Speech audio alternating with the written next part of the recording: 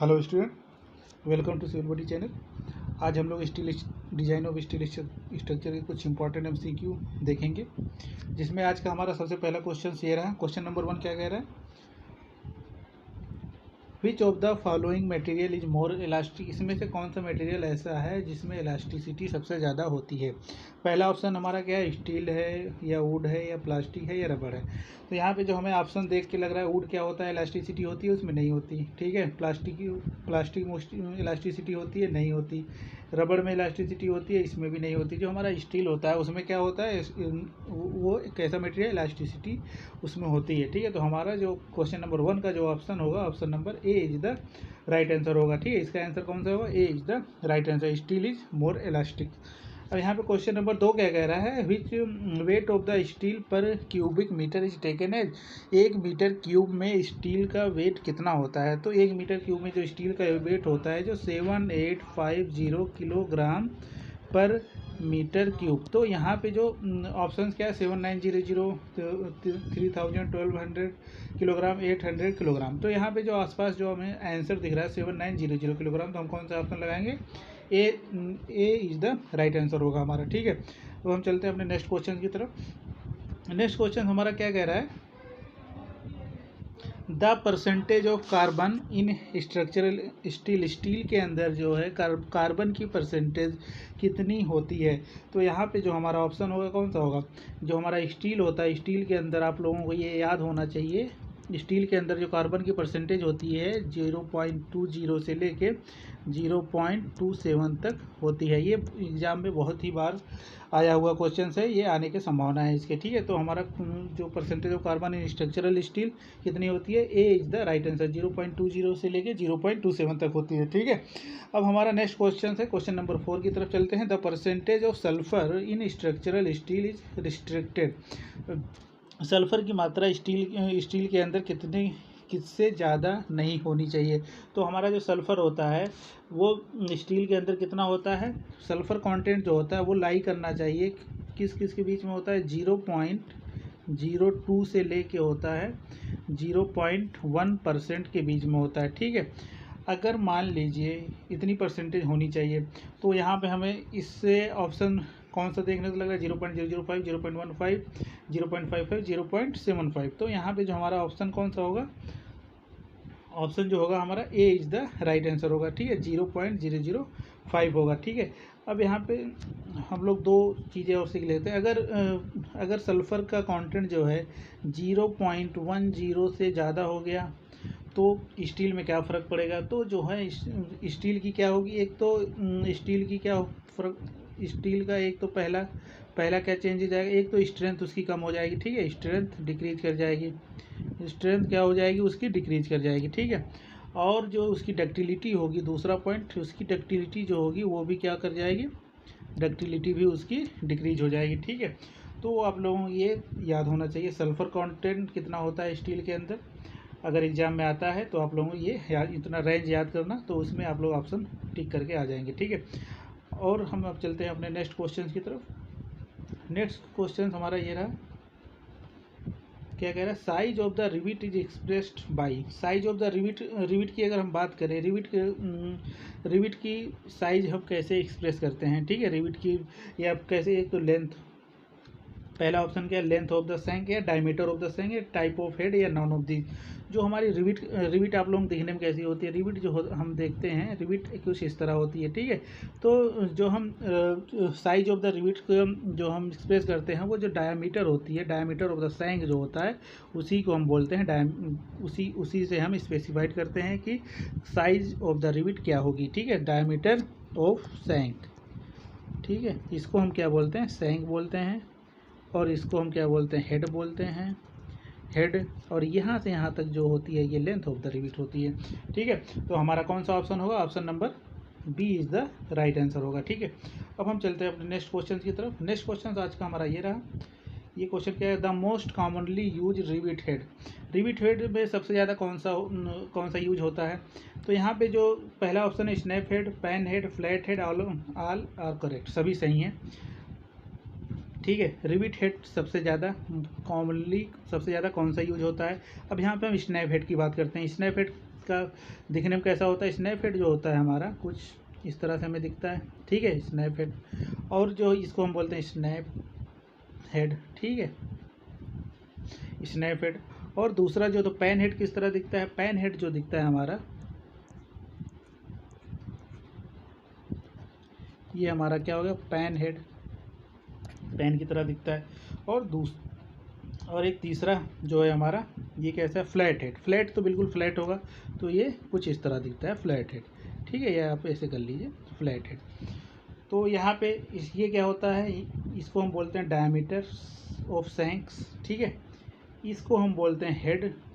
वही सेम चीज़ें यहाँ भी चलेंगी, shanks, diameter, head, shanks, diameter of head. और इसको हम क्या बोलेंगे, यहाँ से यहाँ तक डिस्टेंस जो होती है उसको हम लेंथ बोलते हैं, लेंथ ऑफ द रिविट, ठीक है। तो यहाँ पे हमारा अब हम देखते हैं ऑप्शन कौन सा सबसे ज़्यादा मोस्ट कॉमनली जो यूज होता है, यूज कौन सा होता है, सबसे ज़्यादा जो यूज होता है हमारा स्नैप हेड हो, स्नैप हेड यूज होता है, ठीक है। तो हमारा कौन सा ऑप्शन होगा, A is the right answer होगा, ठीक है। तो अब हम चलते हैं अपने नेक्स्ट क्वेश्चन की तरफ। नेक्स्ट क्वेश्चन हमारा ये रहा आज का, the diameter of cold driven rivets range from. Cold driven में अगर हम रिविट को कोल्ड ड्राइवन में अगर हम रिविट इंसर्ट कर रहे हैं तो उसमें उसकी डायमीटर कितनी होनी चाहिए। तो कोल्ड ड्राइवन में जो हम जनरली जो वो लेके चलते हैं, कितना लेके चलते हैं कोल्ड ड्राइवन में, कोल्ड ड्राइवन में जब हम लेके चलते हैं 12 mm से लेके 22 mm। ये भी मोस्ट इंपॉर्टेंट क्वेश्चन है, एग्जाम में बहुत आता है ये।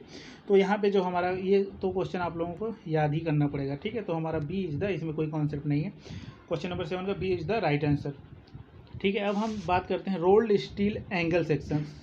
रोल्ड स्टील एंगल सेक्शन जो होते हैं वो कितने टाइप्स के सेक्शन आर क्लासीफाइड। एक तो इक्वल एंगल होता है, अगर मान लीजिए ये सेम एंगल है, ये वाला एंगल सेम है, तो उसको हम क्या बोलेंगे, इक्वल एंगल। अनइक्वल एंगल में अगर मान लीजिए ये कैसा हो गया, अनइक्वल एंगल हो गया, ठीक है, ये आपका अनइक्वल है, ये वाली लेंथ अगर ज़्यादा है, ये कम है, ये ज़्यादा है, तो अनइक्वल एंगल में आ जाएगा।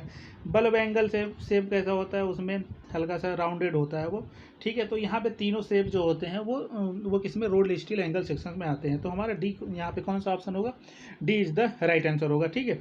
अब हम चलते हैं अपने नेक्स्ट क्वेश्चन की तरफ। नेक्स्ट क्वेश्चन हमारा क्या कह रहा है, नेक्स्ट क्वेश्चन ये रहा, an imaginary line along which rivets are placed is known as। कौन सी ऐसी काल्पनिक रेखा है जो रिविट लाइन में प्लेस होती है, उसको हम किस नाम से जानते हैं, रिविट लाइन, गेज लाइन, या बैक लाइन, या फिर ऑल ऑफ दीज। तो हम अब पहले यहाँ पे हम एक प्लेट बनाते हैं, ये कोई प्लेट है, ठीक है, इसके अंदर अब हमें क्या करना है, रिविट लगानी है, ठीक है। अब प्लेट को हमने कैसे जोड़ेंगे, इसमें रिविटिंग करनी है हमें, मान ली एक रिविट हमने यहाँ लगाया, एक यहाँ लगाया, एक यहाँ लगाया, एक यहाँ लगाया। अब इसमें जो काल्पनिक रेखा जो हम शो करते हैं, जो रिविट लाइन को जो शो करती है, ये और ये कैसी रेखा होती है, ये एक काल्पनिक रेखा होती है जो हमें दिखाई नहीं देती। ये वास्तविक में कैसी होती है, ये होती है, लेकिन वो हमें दिखाई नहीं देती, ठीक है। तो इसी रेखा को हम क्या बोलते हैं, एक तो रिविट लाइन भी हम इसको बोल सकते हैं, रिविट लाइन, और इसी को हम बोलते हैं गेज लाइन, और इसी को हम बोलते हैं बैक लाइन, ठीक है, बैक लाइन। तो यहाँ पे जो हमारा जो ऑप्शंस होंगे, तीनों ऑप्शन कैसे होंगे, सही होंगे। तो 9 का कौन सा हो जाएगा, D is the right answer होगा, ठीक है। हम नेक्स्ट क्वेश्चन देखते हैं, the metal added at the joint while welding is known as. जब हम वेल्डिंग्स करते हैं तो उसमें जो मेटल्स जो हम ऐड करते हैं उसको हम किस नाम से जानते हैं। तो हमारा जो यहाँ पे जैसे कोई 2 मेंबर्स हैं, इन 2 मेंबर्स को हमें कैसे जोड़ना है, बाय वेल्डिंग के द्वारा जोड़ना है।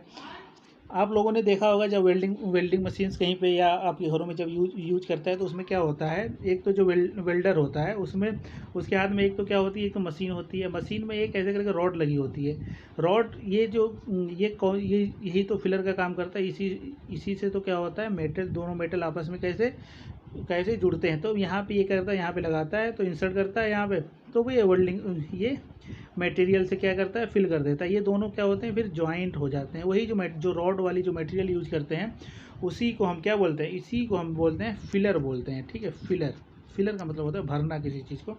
तो यहाँ पे the metal added eight the joint while welding, जिस जॉइंट पे हमें वेल्डिंग करना होता है वहाँ पे जो मेटल हम यूज करते हैं उसको हम किस नाम से जानते हैं, उसको हम जानते हैं फिलर के नाम से जानते हैं, ठीक है।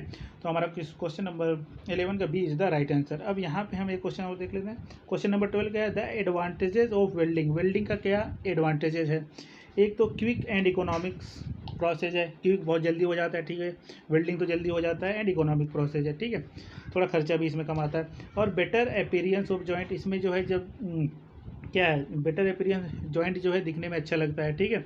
जैसे आप रिवेटिंग कर दें या आप बोल्टिंग कर दें तो वहाँ पे क्या होता है, थोड़ा देखने में भद्दा लगता है, और अगर आप रिवेटिंग कर देंगे तो बिल्कुल प्लेन दिखता है हमें वहाँ पे, ठीक है। तो वो देखने में भी अच्छा, देखने में कैसा दिखता है, सुंदर दिखता है। और एक रिगिड जॉइंट होता है, और ये कैसा जॉइंट होता है, एक रिगिड जॉइंट होता है, ठीक है। और तो यहाँ पे हमारा जो ऑप्शन होगा D is the right answer होगा, डी सारे ऑप्शन यहाँ पे सही होंगे, ठीक है। क्वेश्चन नंबर 12 का D is the right answer. अब हम देखते हैं यहाँ पे नेक्स्ट क्वेश्चन हमारा ये रहा। नेक्स्ट क्वेश्चन हमारा क्या कह रहा है, the filler weld is not used for joining the parts when the angle between fusion faces. Filler weld का हम कहाँ पे यूज नहीं करेंगे, जहाँ पे एंगल जो है, angle between the fusion faces अगर किससे ज़्यादा हुआ, या ग्रेटर देन 120 डिग्री या लेस देन 60 डिग्री, या बोथ आर करेक्ट। तो यहाँ पे देखो, जब एंगल्स की बात कर रहा है, जैसे मान लीजिए एक प्लेट ये थी, एक प्लेट, एक एंगल ये था, एक एंगल, इन दोनों को हमें जोड़ना था। अगर इन दोनों के बीच में एंगल कितना, इन्हीं दोनों के बीच में जो एंगल होगा उसी को हम क्या बोलते हैं, फ्यूजन फेस बोलते हैं, ठीक है। तो अगर एंगल जो है ग्रेटर देन 180 डिग्री है तब हम वहाँ पे क्या करेंगे, फिलेट वेल्ड का यूज नहीं करेंगे। अगर एंगल लेस देन 60 डिग्री है तो वहाँ भी हम क्या करेंगे, यूज नहीं करेंगे, ठीक है, लेस देन 60 डिग्री में। तो ये हम यूज कब करेंगे, जब एंगल हमारा, ये इस केस में हम क्या करेंगे, यूज नहीं करेंगे। जब एंगल 60 डिग्री से लेके 120 डिग्री के बीच में होगा तभी हम क्या करेंगे, फ्लिट वेल्ड का यूज करेंगे। तो यहाँ पे जो हमारा ऑप्शन है, कौन सा ऑप्शन सही दिख रहा है आप लोगों को, ग्रेटर देन 60 डिग्री गलत, लेस देन 60 डिग्री गलत, सी इज़ द राइट आंसर। तो हमारा ऑप्शन जो होगा C is the right answer होगा। क्वेश्चन नंबर 13 का सी इज़ द राइट आंसर है, ठीक है। अब हम आगे चलते हैं। नेक्स्ट क्वेश्चन हमारा ये रहा, the effective length of the intermittent weld in respect of the thickness of the thinner part joint should not be less than. Effective length क्या होती है इंटरमीडिएट वेल्ड की, जब हम एक थिनर प्लेट ज्वाइंट करते हैं एक प्लेट के साथ, ठीक है, thickness of the thinner plate जब हम ज्वाइंट करते हैं एक अदर प्लेट के साथ। तो यहाँ पे अगर हम देखें, आप लोगों को मैं डायग्राम से समझाता हूँ। यहाँ पे जैसे एक कोई ये प्लेट है, इस प्लेट के ऊपर हमने क्या किया है, एक प्लेट हमने और लगाई है। अब हमें इस दोनों प्लेट को क्या करना है, आपस में जॉइंट करना है। कैसे करेंगे देखते हैं। इसके लिए इंटरमीडिएट वेल्ड समझने के लिए, अब यहाँ पे मान लिए हमने यहाँ पे वेल्डिंग कर दी, ठीक है, फिर हम कुछ थोड़ा सा गैप छोड़ने के बाद फिर हम यहाँ पे वेल्डिंग कर दिए, ठीक है, फिर यहाँ पे वेल्डिंग ऐसे कर दिए, फिर थोड़ा सा गैप छोड़ने के बाद बिल्कुल सेम गैप छोड़ रहे हैं, जितना गैप हमने यहाँ पे छोड़ा, जितना गैप यहाँ छोड़ा, जितना बिल्कुल सेम इक्वल होगा। फिर इसके बाद हमने यहाँ पे ऐसे सेम प्रोसेस यहाँ भी किया, यहाँ नीचे भी किया, ठीक है, यहाँ भी किया। तो ये जो हम गैप छोड़ रहे हैं, ये इस टाइप की जो हम वेल्डिंग कर रहे हैं, इसी टाइप्स की वेल्डिंग्स को हम क्या बोल रहे हैं, इंटरमिटेंट वेल्ड बोल रहे हैं, इंटरमिटेंट वेल्ड, ठीक है। Intermittent weld is respect of the thickness of the thinner plate. अब मान लीजिए इसकी प्लेट की थिकनेस है 16 mm और इस प्लेट की थिकनेस है 12 mm, ठीक है। उसके रेस्पेक्ट में joint should not be less than, कितना लेस देन नहीं होना चाहिए। अगर हम इंटरमीडिएट वेल्ड कर रहे हैं तो हमारा जो है ऑप्शन होना चाहिए 4 टाइम्स से ज़्यादा नहीं होना चाहिए, ठीक है। ये क्वेश्चन आप लोग क्या करना, याद कर लीजिए, ठीक है। 4 टाइम्स से ज़्यादा नहीं होना चाहिए, किसके, thickness of the thinner plate के, ठीक है। तो यहाँ पे क्वेश्चन नंबर 14 का जो हमारा ऑप्शन रहा B is the right answer, ठीक है। अब हम चलते हैं अपने नेक्स्ट क्वेश्चन की तरफ। नेक्स्ट क्वेश्चन क्या कह रहा है, the effective throat thickness of A 6 mm size fleet weld. अगर हमने फ्लिट वेल्ड किया है तो उसकी जो थ्रोट थिकनेस है, थ्रोट थिकनेस की साइज कितना दिया है यहाँ पे टी, या आप कह सकते हैं टी, थ्रोट थिकनेस, इसकी साइज़ कितनी है 6 mm, ठीक है। Fillet weld with an angles, angle जो हमने थीटा जो कितने एंगल पे किया हमने 75 डिग्री पे किया है, ठीक है, 75 डिग्री पे किया है बिटवीन द फ्यूजन फेजेस। अब हम यहाँ पे देखते हैं, जैसे हमारा कोई दो प्लेट है, एक प्लेट हमारा ये रहा और एक प्लेट हमारा ये रहा, तो इसमें हमने क्या किया है, थ्रोट थिकनेस की साइज कितनी है, यहाँ पे जो हम एंगल करते हैं, यहाँ पे जो हम वेल्डिंग करते हैं, इसी को हम क्या बोलते हैं, इसी को हम बोलते हैं थ्रोट थिकनेस बोलते हैं, ठीक है। अब यहाँ पे थ्रोट थिकनेस कितना दिया हुआ है, टी दिया हुआ है 6 mm, और जो हमारा थीटा दिया हुआ है, एंगल कितना दिया हुआ है 75 डिग्री। तो हमारे पास जो यहाँ पे जो हमारा थ्रोट थिकनेस होता है उसका क्या फार्मूला होता है, थ्रोट थिकनेस का जो फार्मूला होता है हमारा वो होता है, इफेक्टिव थ्रोट थिकनेस निकालने का जो फार्मूला होता है, इफेक्टिव थ्रोट थिकनेस का जो फार्मूला होता है क्या होता है, के इंटू एस, ठीक है। के क्या है, यहाँ पे हम देखते हैं के किस पे डिपेंड करता है, के इज डिपेंड ऑन एंगल्स, के जो है साइज एंगल पे डिपेंड करता है। तो यहाँ तो कुछ वैल्यूज़ हैं के की, कौन कौन सी वैल्यूज़ हैं, कितने एंगल के लिए के की वैल्यू वो कोड में गिवन है। तो हमारा जो यहाँ पे साइज ऑफ के की वैल्यू किस एंगल के लिए कितनी होगी, यहाँ पे हम लोग देख लेते हैं।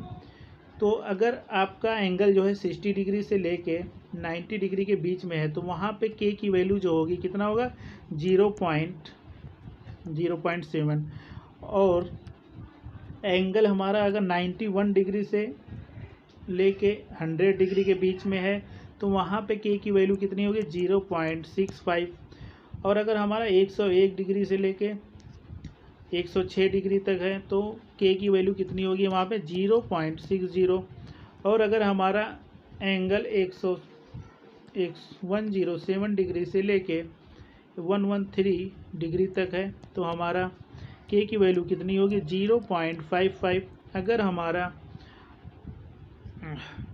अगर हमारा एंगल्स एक फिलिट वेल्ड का एंगल जो है 114 डिग्री से लेके 120 डिग्री के बीच में है तो के की रेंज कितनी होगी 0.50, ठीक है। अब हम क्वेश्चंस की तरफ चलते हैं। क्वेश्चंस में क्या दिया हुआ है, एंगल दिया हुआ है 75 डिग्री, ठीक है। तो अब हम देखते हैं 60 डिग्री से लेके 90 डिग्री के बीच में के की वैल्यू कितनी है 0.7। ये वैल्यूज़ क्या करनी पड़ेगी, आपको याद करनी पड़ेगी, ठीक है, रिमेंबर्स, तभी आपसे प्रॉब्लम क्या होगी सॉल्व होगी।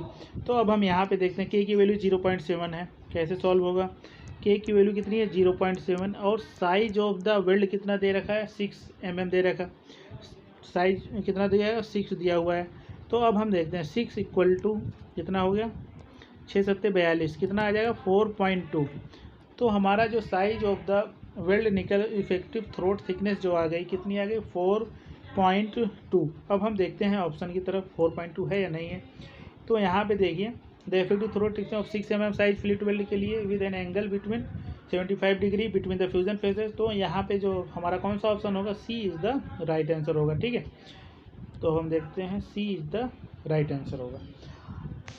क्वेश्चन नंबर 15 का कौन सा ऑप्शन है, C is the right answer. अब हम चलते हैं नेक्स्ट क्वेश्चन। क्वेश्चन नंबर 16 हमारा क्या रहा, क्वेश्चन नंबर 16 क्या कह रहा है, as compare to riveting welding is preferred. Riveting की जगह हम वेल्डिंग को क्यों प्रीफर करते हैं, उसके क्या कारण हो सकते हैं। पहला, इट इज़ साइलेंट प्रोसेस, ठीक है, इसमें बहुत कम आवाज़ वगैरह होती है, इट इज़ साइलेंट प्रोसेस है। इट इज़ इकोनॉमिकल और economical way, it has more efficient, और इफिशिएंट भी ज़्यादा होता है क्योंकि स्ट्रेंथ इसकी बहुत ज़्यादा होती है वेल्डिंग की, ठीक है। तो यहाँ पे जो ऑप्शन होगा हमारा D is the right answer होगा। 16 का कौन सा, D is the right answer. अब हम क्वेश्चन नंबर 17 की बात कर लेते हैं। यहाँ पे क्वेश्चन नंबर 17 क्या कह रहा है, एज कम्पेयर टू, अब वहाँ पे क्या था वेल्डिंग था, वहाँ पे क्या था इस वाले पिछले क्वेश्चन में क्या था रिविटिंग था, रिविटिंग की जगह हम वेल्डिंग देख रहे थे। अब हम वेल्डिंग की जगह रिविटिंग का देखेंगे, रिविटिंग हम क्यों यूज करते हैं, ठीक है। तो यहाँ पे क्वेश्चन नंबर 17 क्या है, as compare to welding riveting is preferred. Welding की जगह हम रिविटिंग को क्यों यूज करते हैं, उसके क्या कारण हो सकते हैं। Ease in construction and maintenance, ठीक है, रिविटिंग जहाँ पे होती है वहाँ पे हम ईजी कर सकते हैं कंस्ट्रक्शन एंड मेंटेनेंस करने में, वहाँ पे मेंटेनेंस इसका जो होता है मेंटेनेंस करने में बहुत दिक्कत आती है, ठीक है। और दूसरी की बात क्या है, easy in inspections of riveted joint. हाँ, रिविटेड अगर मान लीजिए कहीं पे जॉइंट कोई हमने रिविटेड लगाया, वहाँ पे हम दोबारा भी जॉइंट जाके कर सकते हैं, रिवीटिंग कर सकते हैं वहाँ पे, ठीक है। सेफ्टी ऑफ द ऑपरेशन, या फिर D all of the above. तो यहाँ पे जो हमारा यहाँ पे वेल्डिंग्स वाला जो as compare to welding, rivetings is preferred. Riveting हम क्यों प्रीफर करते हैं वेल्डिंग की जगह? तो यहाँ पे ease in inspections of riveted joint, easy in inspections होता है ऑफ रिविटेड जॉइंट, ठीक है, इसीलिए हम रिविटिंग का यूज करते हैं। सेफ्टी ऑफ द ऑपरेशन तो थोड़ा ये गलत है। Ease in construction and maintenance all of the above, तो इसका होगा नहीं, ठीक है। तो हमारा जो ऑप्शन होगा कौन सा होगा? B is the right answer होगा, ठीक है। तो हम चलते हैं अपने नेक्स्ट क्वेश्चन की तरफ। नेक्स्ट क्वेश्चन ये रहा, if a structure is under fatigue stresses. Fatigue stresses आ रहा है। फटीग स्ट्रेसेज का मतलब ये होता है जहाँ पे साइक्लिक लोडिंग आ रही है, साइक्लिक लोडिंग आ रही है, लोडिंग लगातार रिपीटेड लोडेड आ रहा है, ठीक है। साइक्लिक लोडिंग का मतलब आप लोग ऐसे समझ लिए, रिपीटेड लोडेड आ रहा है, बार बार लोड वही रिपीट हो रहा है, ठीक है। तो या then the welded joint is compare to riveted joint. तो यहाँ पे वेल्डेड जॉइंट हमें कंपेयर करना है, compare to riveted joint will fail.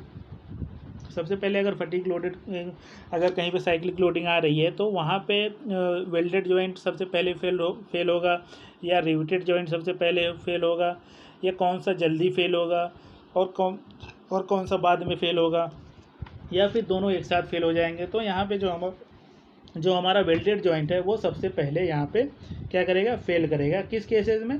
Cyclic loading के केसेस में, ठीक है। साइक्लिक लोडिंग के केसेस में वेल्डेड जॉइंट सबसे पहले फेल करेगा, ठीक है। ये क्वेश्चन आप लोग याद रखना है ये, ठीक है। अब हम चलते हैं अपने नेक्स्ट क्वेश्चन की तरफ। The size of butt weld is specified by the throat thickness, the effective throat thickness. Effective throat thickness क्या होती है? यही हमने आपने बताया, जब हम यहाँ फ्लिट वेल्ड करते हैं, यहाँ ये वाली थिकनेस यहाँ से लेके यहाँ तक, ये जो थिकनेस होती है इसी को हम क्या बोलते हैं? Effective throat thickness. इसी का जो फार्मूला होता है K/S होता है। ये क्या है? साइज ऑफ वेल्ड है, ठीक है। K क्या है? ये एंगल है, इन दोनों के बीच में कितना एंगल है। एंगल जो होता है वो वैल्यू दी हुई है कोड में, ठीक है। आपको 60 डिग्री से 90 डिग्री के लिए इतना एंगल है, ठीक है। ये सब वैल्यूज़ आप लोगों को याद रखना पड़ेगा, ठीक है। तो अब हम देखते हैं, तो यहाँ पे जो हमारा 19 का B is the right answer होगा, द इफेक्टिव थ्रोट थिकनेस, ठीक है। अब हम चलते हैं अपने नेक्स्ट क्वेश्चन की तरफ। नेक्स्ट क्वेश्चन हमारा ये रहा, a fillet weld is known as standard fillet weld if the cross sections of the fillet weld is a triangle of the angle of. अगर हम स्टैंडर्ड फ्लिट वेल्ड किसी कब होगा? जब क्रॉस सेक्शन उसका कैसा होगा, फ्लिट वेल्ड का क्रॉस सेक्शन कैसा होगा कि हम उसको स्टैंडर्ड फ्लिट वेल्ड कहेंगे। तो आइए देखते हैं स्टैंडर्ड फ्लिट वेल्ड क्या होगा। स्टैंडर्ड फ्लिट वेल्ड अगर दोनों के बीच में, यहाँ पे जो हमने वेल्डिंग की है, ये जो हमने इफेक्टिव थ्रोट थिकनेस है, अगर इस एंगल जो है बन रहा है, ये जो ट्राइंगल है इसका एंगल अगर कितना बन रहा है? 45 डिग्री बन रहा है, तो उसे हम क्या बोलते हैं? उसको हम बोलते हैं स्टैंडर्ड फ्लिट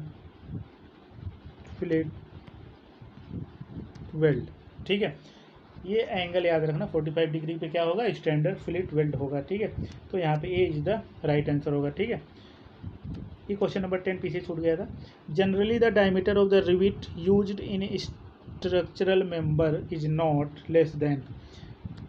स्ट्रक्चरल मेंबर में जो है generally the diameter of the rivet हम स्ट्रक्चरल मेंबर में नहीं, इससे कम हम यूज नहीं करते हैं। वो कितना होना चाहिए डायमीटर? वो जो होता है डायमीटर कितना होता है? 12 mm। 12 mm से कम की रिविट हम यूज नहीं करते हैं स्ट्रक्चरल मेंबर में, ठीक है। तो यहाँ पे जो क्वेश्चन नंबर 10 का कौन सा? B is the right answer. तो यहाँ पे हमारे टॉप 20 MCQ थे, ठीक है।